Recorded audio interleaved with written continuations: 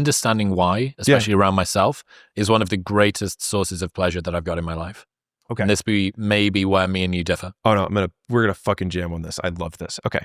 So I will give you, I think, a perfect analogy for this. And the reason that I'm, in general, somebody who's not the biggest fan of therapy, as is traditionally practiced. If I were playing tennis, right, and I went to a coach, and they said, hey, I need you to change your grip from this to this, straightforward. Would I spend the vast majority of that session with the coach being like, let's try to discover why you hold the grip that way?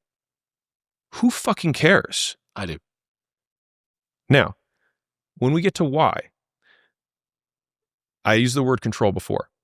If we can understand the dependent variables, then it means basically if you can predict, it means you can control, which people don't like that. But if you can predict what's going to happen, it means that you know what the variables are and you can influence those variables, which means you can influence the outcome, which means you can control the system. And so knowing why, from a narrative perspective, I think, again, you'll never know why.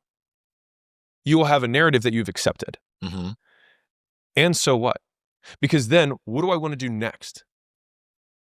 I only want to, we have a set of behaviors or skills that will increase the likelihood of goal achievement, whatever that goal is, being spiritual, being a good husband, whatever it is. These behaviors will do that. To increase the likelihood of me doing these behaviors, then I have to have more good stuff, less bad stuff. I will down that hill.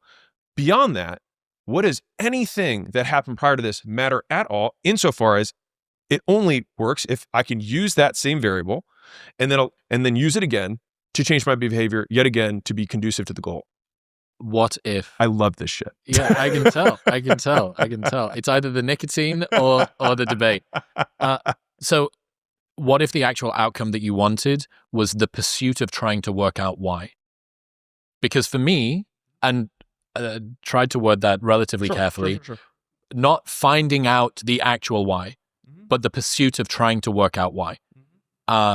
It's the reason that I fell in love with evolutionary psychology, because to me, it started to explain why we are the way we are. It's one of the common themes in this podcast, over 900 and something episodes. It is a place for people to come to try and get some approximation of why they are the way they are.